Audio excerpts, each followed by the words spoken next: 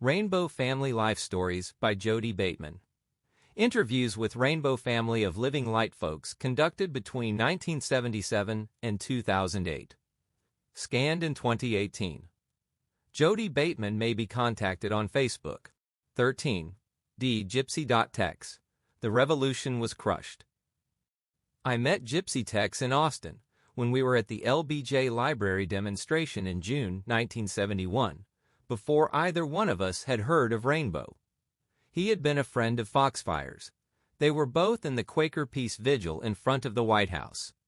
His story shows the tremendous wave of hope for a transforming revolution that swept across American youth in the late 60s and early 70s, followed by disillusionment, which was followed by Rainbow as an effort to revive that hope on a new basis. Gypsy.Tex. I was born October 9, 1942, in Charleston, South Carolina. My father was a switchboard operator for South Carolina Electric and Gas Company. He generated power. The last time I heard, my mother was working for Charleston Naval Yard. My sister and I had already grown when my parents divorced. I went into high school in 1956. I had failed 8th grade. We were having a lot of trouble. The blacks wanted to go to school with us. The Supreme Court integrated our schools. I was a redneck then. I was living in a neighborhood that maybe a quarter of a mile from us was a black neighborhood. I used to go over to this pit that they dug topsoil out of and get rocks and throw them at the blacks. And they would throw them at us. I quit the 10th grade in 1959. I went in the Air Force on July 22, 1960. I first went to Lackland Air Force Base. Then Kelly. In April 1961, the Bay of Pigs invasion, I was on a C-131 plane ready to transport the 82D Airborne to Cuba if President Kennedy told us to go. By October 1962, the Cuban Missile Crisis, I was Airman 2D class, a medic. I was pretty pissed off by the crisis. We didn't like Kennedy, but then we didn't like the communists. I was born and raised a Southern Baptist arch-enemies of the Catholics, and Kennedy was a Catholic. In 1964, I got orders to Nam. I was stationed at Tan Son Nhut. It was fairly uneventful. There was fighting going on between the ARVN, South Vietnamese Army, and the Viet Cong, but we weren't involved. We were just allies and helped set up safe villages for the Montagnards. After the Gulf of Tonkin incident in August 1964, we were bombing some of the outlying districts of the Ho Chi Minh Trail, but not the cities of North Vietnam. We were bombing the South a lot, the Viet Cong network of tunnels. It was relatively quiet at the time. There wasn't much heavy fighting. You've got to realize this was all second-hand. I wasn't on combat status. I think 1964 was the best time in Nam. The only thing I did was go to Saigon and drink some beer and ball some Vietnamese mamas. I never got hassled. In 1964, I was along with everybody else, putting pot down. In November 1964, I voted for George Wallace by writing in on my absentee ballot. I felt Wallace was saving the country. I was very down on the civil rights movement. Then I met Gary, an Army second lieutenant, a black man from Alabama who turned out to be a really dynamite brother. I started talking to him. With Gary, it's hard to describe. I didn't relate to him as a black man. He was a brother, a comrade in arms. You've got to realize where my head was at that time. I still felt I was in Vietnam, saving the world from communism. I went back to the States in April 1965 and stayed in Donaldson, AFB, South Carolina, until January 1966, when I went to firefighter school at Lackland AFB. I got orders to go back to Nam in February 1966. I had made up my mind. I still felt I was doing right in Vietnam, but I felt this was my second time and other people should be doing it too. I had done my part. People weren't supposed to go to Vietnam more than once. I'd snatch up them hippies off the street and send them to Vietnam, make them fight. June 22, 1966. In Vietnam, I smoked pot for the first time. The 6th anniversary of when I entered the Air Force. Gary, the black brother I had met in '64, turned me on. He was really mellow. He didn't believe in the war, but I think it was more a black ethnic reason than it was thinking the Vietnamese were fighting a civil war and we shouldn't be there. I had a lady. She was half French, half Vietnamese. She worked for the British Embassy as an interpreter. Her uncle was an old man, a peasant. I talked to him a whole bunch. He helped change my head a lot. He told me the Vietnamese didn't care who was in Saigon as long as they had a little patch to grow their rice. The ARVN killed him. It was said that he was a Viet Cong supporter. I don't believe that. He was a classic example of nonviolence, apolitical. In 1967, I was sitting in my room and Gary, the black, was there and I was talking to him about tripping, and he asked me if I still wanted to, and I said, well, yes. He explained how it felt and gave me half a hit of purple haze. That night we had incoming fire. I could have flipped out very easily, but he looked out the window and said, "Oh wow, man. We've got incoming. Let's go up on the roof and check out the colors." He said it in such a calm way it seemed natural. We went on the roof. One of the rockets hit a C-141, which at the time was the biggest Air Force transport there was. Needless to say, I had a very good trip. I had changed my head considerably during that time. I was disillusioned with the war, but I wasn't to the point where I was condemning the government. I didn't believe in the war, but maybe there was something I didn't know. I was a sergeant. I was on a plane, a C-199, carrying bodies, dead Americans, back to Stuttgart, Germany. I enjoyed myself in Germany, smoked lots of hash, did lots of fucking. It took my mind off it, and that's why I didn't go on R&R. I went back to Andrews AFB at the end of the summer of 1967. I was on call during that time because of the anti-war movement at the Pentagon. We were supposed to bust their heads. They didn't call us because they were afraid we would join them. I went AWOL to South Carolina, and my father called the air police on me. I went AWOL 3 or 4 times. In December 1968, I got my final orders to go back to Nam. I told my commanding officer, "This will be the last time I will go." In January 1969, I went back. Gary had been there for a little over a year that time. He was at Chu Lai. I was at Da Nang. They put him in charge of base security. In October 1969, I kept bugging him about me going on patrol with him around the base perimeter. We went out. It was about 6 o'clock in the morning. Somebody tripped an AP mine. Gary got the full force of it in his chest. I copped a piece of shrapnel in my ass. In reality, I shouldn't have been there, but I was. They took me to the hospital. They told me Gary was dead. I flipped out. At that time, I made up my mind to get out of the service. I came back to the States. They kept me in the hospital for 3 weeks. As soon as I got out of the hospital, I went AWOL. Actually, it was desertion, but they didn't count it as such. Between November 1969 and February 1970, I was arrested 13 times for AWOL. Finally, the provost marshal came to my cell. He was a good dude, a major. He asked, "What do I want?" I said, "A fucking piece of paper with your name on it. I don't care if it says honorable, dishonorable, or get the fuck off the base." I left Lackland AFB at 7 in the morning and stuck out my thumb. 2 days later, I was camped out with the Quaker Peace Vigil on the White House sidewalk. From that point on, I became more and more militant. I was actively calling for the violent overthrow of the United States government. I found that partially from my personality and partially from my environment, street people, that I became a third-class citizen automatically. When I had short hair, the street freaks didn't want to have nothing to do with me, and by the nature of my personality, the cops didn't care for me either. In 1970, on the Peace Vigil, I met a gay brother named Deacon. For some reason I attract gay people, not as lovers, but I think they're truer friends. I was working at the DC switchboard, helping runaways find houses to crash. We had a collective where we lived. Deacon was helping out. He was renting the community house. It had 3 stories. Switchboard was in the basement. He had a head shop, it was in his name, but in reality, it was ours. I worked in it for nothing.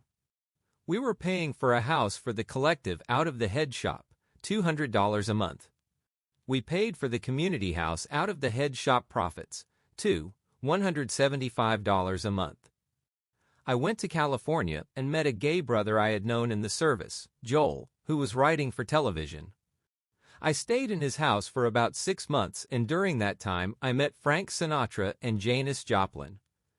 I fell in love with Janis Joplin totally and completely. When I met her, I had some dope. Joel told me, "There's a cocktail party. I don't get into them, but there's a singer there. I think you ought to go over." I got her a drink. She asked me to. She told me to sit down beside her. I talked to her for a while. I asked her if she wanted to smoke a joint, which was silly because she could probably afford the best of the best of the best. She asked if I would come hear her sing. I said, if the fence wasn't too high. She said she'd get me a free pass. I was kind of idealistic at the time. I said, didn't she know that the greatest majority of her fans were street people who couldn't afford to come see her? She said she had kind of spaced that out, but she told me to wait at the gate. So she came on stage at the LA Coliseum with a bottle of Jack Daniels on her hip and said, "I don't sing a goddamn word until the gates open." Well, the gates opened and we all came screaming in. When we came in, I can't say for sure, but I think there were tears in her eyes, and she said, "Brothers and sisters, this is for you." And she swung into Summertime. And every concert after that, the gates opened. When she died in November 1970, I was in Austin, Texas. She bought some really good junk and it was too heavy and she OD'd. In 1971, I did a lot of trucking around to a lot of concerts. I did the festival circuit. I didn't do too much work, mostly doing security at concerts. I went with the Vietnam Veterans Against the War demonstration in Washington, D.C. I donated my Purple Heart in the face of a cop.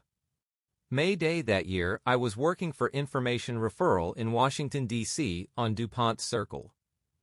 It was not the switchboard, but it was working out of switchboard offices getting places for demonstrators to stay, helmets, gas masks, 16-foot-long poles to push cops back. They had chains on them on both ends, 3 men on each end who swung the poles. We liberated DuPont Circle for 3 days. We had every road blocked going in Washington, D.C. We stopped the government. The cops came on their putt-putt scooters about 10 or 12 abreast up Connecticut Avenue.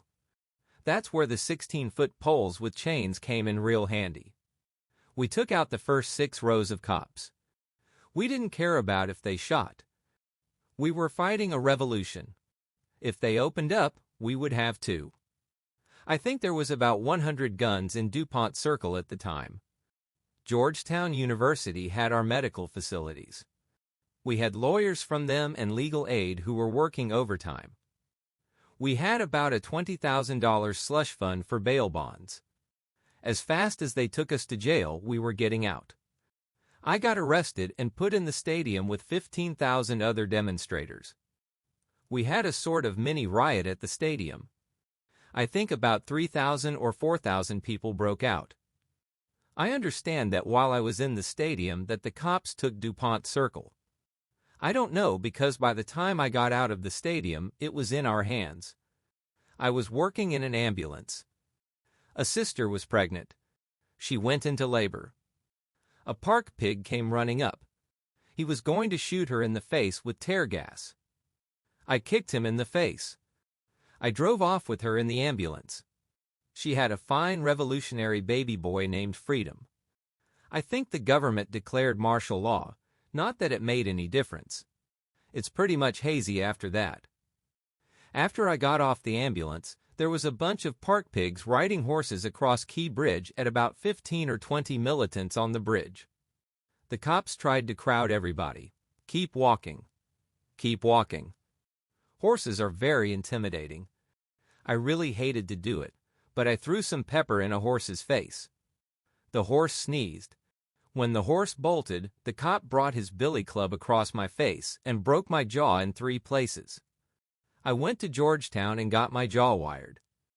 When I walked back to DuPont Circle, I found Deacon in his head shop with some gay friends, both men and women, tearing up strips of cloth into bandages. I helped with that. Then I went half a block away and helped liberate a townhouse Safeways at 20th and S. We cleaned them out. We gave away the stuff to everybody that came along. After we liberated Safeways, they brought the National Guard from some place down south with fixed bayonets. A bunch of sisters walked up to a platoon and asked them very sweetly to put their arms down. They deserted. Then the heavy equipment came in, armored personnel carriers, and that weekend, the revolution was crushed. We had been looking to bring it all down. I stayed in D.C. after that, but I was traveling all over back and forth. I went to Kent State for a demonstration. I came to Austin for the demonstration at the LBJ Library. I went to South Carolina, but there wasn't nothing happening there. In 1972, I stayed on the road, hitting the festivals. I went to demonstrate at the Republican convention in Miami, but there was a bunch of Miami pigs. But I got off on the old people in Miami in the demonstration, little old Jewish ladies from New Jersey with their spiked heels. The Miami pigs got intimidated and called the National Guard. In 72 or 73, I was hunting more of a place to settle down. I was getting burnt out. I kept going back to the Quaker Peace Vigil at the White House. I was busted when the vigil was closed down by the park pigs lock, stock, and barrel. Demonstrations were pretty passé by then. The night the cops came down, there was 14 people in the vigil. I was going by the name of Tex at the time. At 2:30 in the morning, 200 park pigs closed off Pennsylvania Avenue. They came up and said they had a piece of paper that said we could not have any baggage on the sidewalk. If it wasn't on our person, it would be confiscated. I had a pack, another person's pack, and about 50 pounds of clothes and blankets. People kept coming by and giving us money and saying, "Don't give up." Melissa, a demonstrator, came from the donut shop with some cream and sugar in styrofoam containers with tops on them, and asked if she could put them on my feet so the park pigs couldn't get them.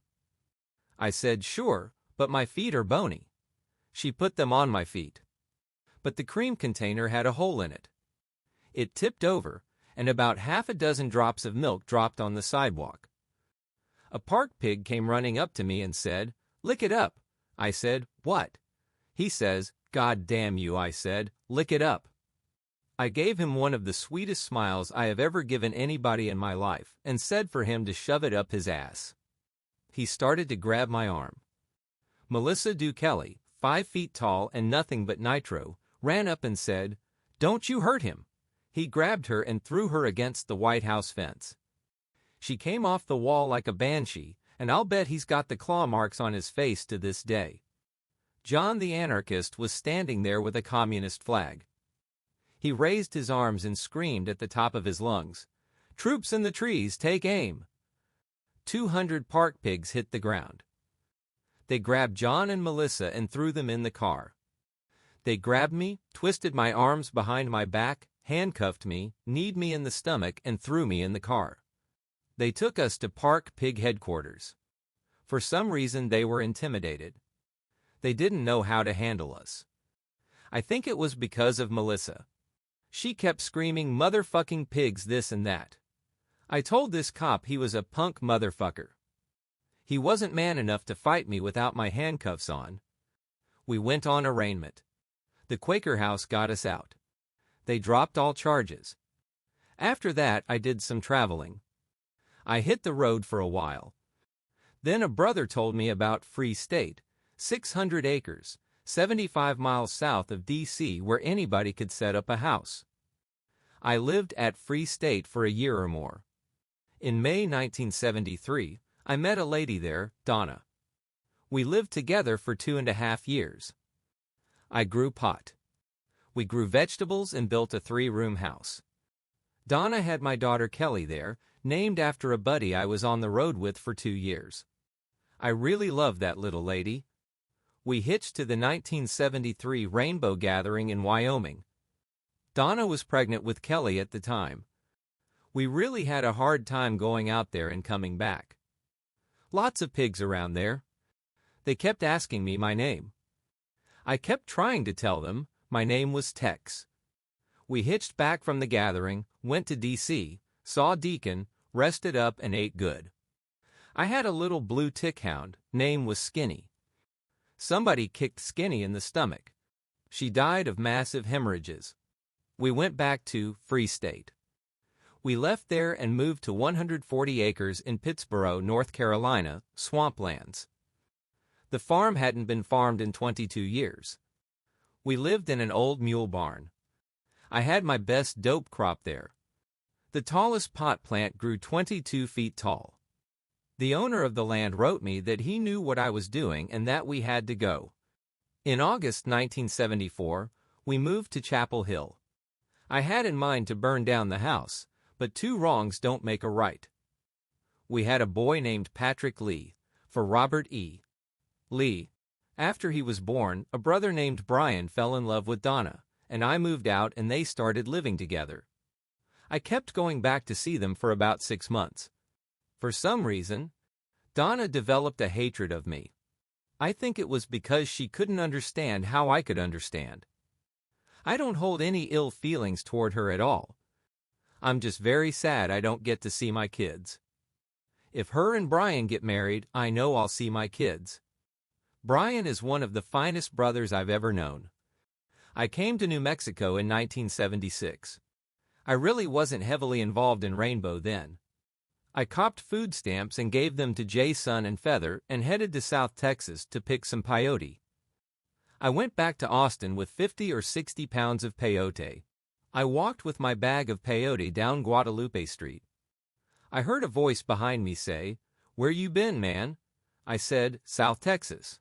He said, "Oh, that's too bad." I turned around and it was a cop. He was a pretty good dude. He only took about 10 pounds of buttons.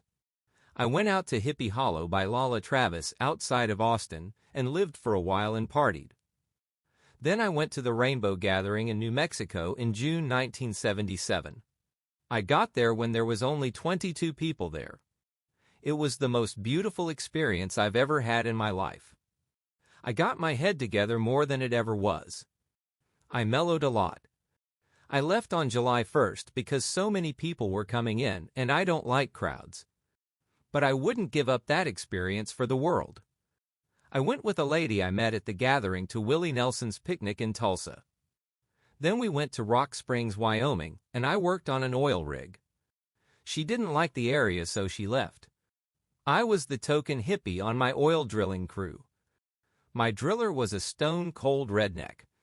His son was 15 years old, the motorman on the crew, the only one on the crew who would smoke a joint with me. When I was working on the oil rig, we would get coffee and sandwiches on the way to work. The other people on the crew would throw away their paper cups and sandwich wrappers, and I would really give them hell.